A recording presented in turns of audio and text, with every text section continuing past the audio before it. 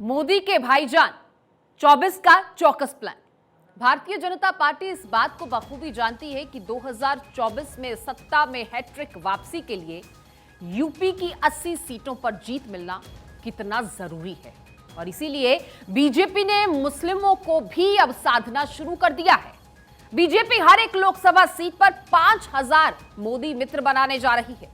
इस अभियान के तहत 4 लाख मुस्लिम युवाओं को, मुस्लिम लोगों को जोड़ने की तैयारी है और साथ ही 21 जून को यूपी के 900 मदरसों में योग दिवस भी मनाया जाना है। देखिए रिपोर्ट।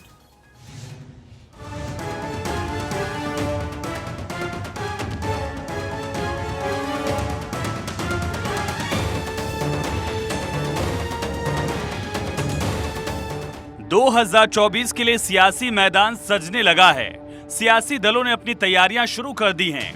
ऐसे में यूपी की 80 सीटों को लेकर बीजेपी ने अपनी प्लानिंग पर काम करना शुरू कर दिया। 30 मई से 30 जून तक महासंपर्क अभियान तो चल ही रहा है। यूपी की सभी 80 सीटों पर जून में ही बड़ी रैलियां होनी हैं। लेकिन उसके साथ ही बीजेपी ने अब मुस्लिमों को साधने की तैयारी शुरू कर दी है। मोदी के भाईजान 2024 में बनाएंगे काम। मदरसों में योग, जीत का प्रयोग। 4 लाख मुस्लिमों पर फोकस, 80 सीटों पर खिलेगा लोटस। लोकसभा चुनाव को देखते हुए मंथन का दौर जारी है।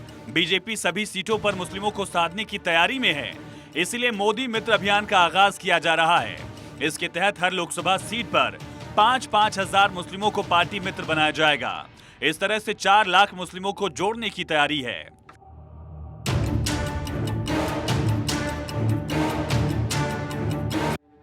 2024 लोकसभा चुनाव की तैयारी। अल्पसंख्यक मोर्चा चलाएगा जनसंपर्क महाअभियान। संपर्क अभियान के लिए बनाए गए 400 कार्यक्रम प्रमुख। 21 जून को 900 मदरसों में योग दिवस मनाने की तैयारी। अल्पसंख्यक मोर्चा के सदस्य मदरसों में मुस्लिमों से संवाद करेंगे। केंद्र और राज्य सरकार की योजनाओं की जानकारी देंगे। वेस्टर्न यूपी की 25 लोकसभा सीटों पर खास फोकस है। 25 सीटों पर मुस्लिमों का सीधा प्रभाव है। मेरठ, अमरोहा, बिजनौर, मुजफ्फरनगर के साथ ही सहारनपुर, नगीना में मुस्लिम जिताने हराने की भूमिका में हैं।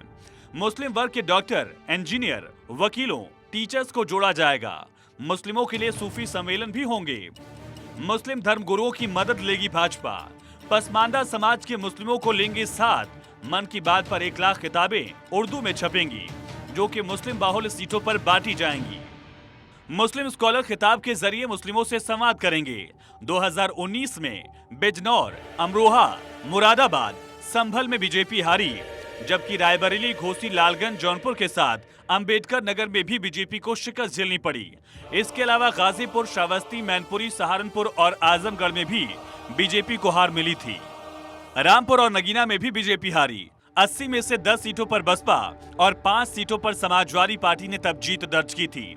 हालांकि बाद में उपचुनाव में रामपुर और आजमगढ़ में बीजेपी को जीत मिली।